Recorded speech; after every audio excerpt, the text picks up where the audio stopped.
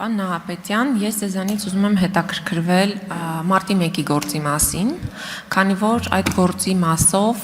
այս ընթացքում լսել ենք ձեզնից առաջ պաշտոնավարող Սասուն Խաչատրյանից տարբեր խոստումներ, ընդհանուր հավաստիացումներ, որ մարտի 1-ը բացահայտված է,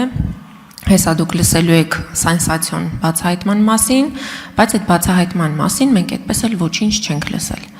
Եվ այդպես էլ անհայտ է մնում մարտի 1-ին 10 զոհերի հանգամանքները, ինչպես են տեղի ունեցել սպանությունները։ Երեկ պարոն Հակոբ Արշակյանն էլ զգացական ելույթ ունեցավ, նորից վերապրեցինք մարտի 1-ի օրերը։ Ես ուզում եմ հասկանալ,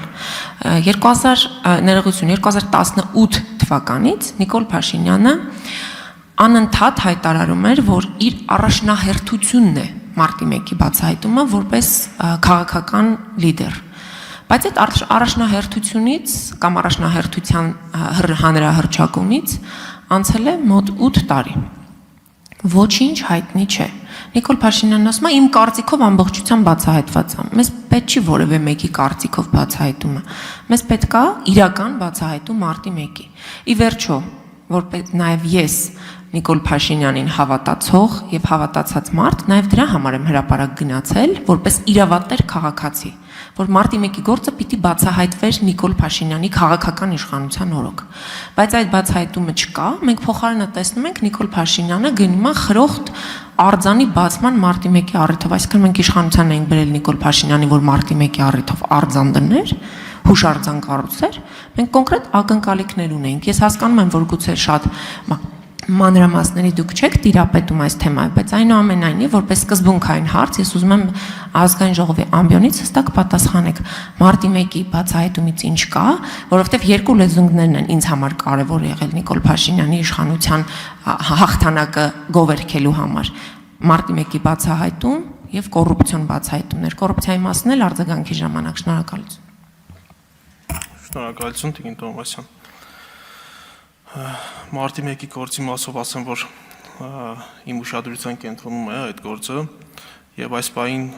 քննչական կոմիտեի հետ, հակակոռուպցիոն կոմիտեի եւ քննչական կոմիտեի քննիչների համատեղ քննչական խումբ է ստեղծվել եւ այս պահին ակտիվ ապացուցողական եւ վարորդային գործողություններ են կատարվում այդ գործով։ Ես կարող եմ երաշխավորել, որ կիրականացվի համակողմանի եւ անաչառ քննություն, սակայն խոստում եւ հավաստիացում որևէ վարույթով ես չեմ պատրաստվում այս ամբիոնից տալ, այդ մասին եթե ունենանք համապատասխան արդյունքներ, հանրությունը եւ դուք կտեղեկացվեք միանշանակ։ Շնորհակալություն։ Խնդրեմ արձագանք։ Շնորհակալություն։ Պարոն Նահապետյան, ես ուշադիր կհետևեմ, բայց հաջորդ հարցադրման մասով կուզենամ ձեզ մոտ նշում անեք եւ որևէ կերպ արձագանքեք նաև ձեր եզրափակիչ ելույթի ժամանակ։ Նայեք, այստեղ նստած քաղաքացիական պայմանագիր խմբակցության ղեկավար Հայկ Կոնջորյանը, որի կինը աշխատում է Հայփոստում։ Հայփոստում աշխատում էր 2021 թվականին նրա տարեկան աշխատավարձը ըստ հայտարարագրի 6.8 միլիոն դրամ էր, այդ ժամանակ արդեն Հայկ Կոնջյանը դարձավ ֆրակցիայի ղեկավար։ 22 թվականին նրա աշխատավարձը դարձավ 9.5 միլիոն դրամ, 23 թվականին դարձավ 10.5 միլիոն դրամ, անցած տարի էլ Հայկ Կոնջյանի կինը դարձավ Հայփոստի տնօրեն։ Այս թռիչքաձև աճը արդյոք որևէ աղերս ունի կոռուպցիոն որևէ գործարքի հետ, եւ եթե օրինակ Հայկ Կոնջորյանը չլիներ իշխող խմբակցության ղեկավար, արդյոք նրա կինը այս թռիչքը կունենար, այս կարիերան կկարողանար հաղթահարել։ Շնորհակալություն։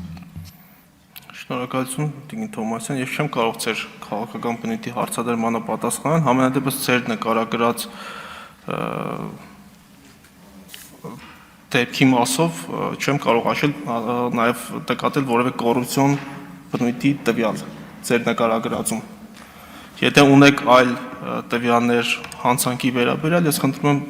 պատշաճ հաղորդում ներկայացնել հակակոռուպցիոն կոմիտեում։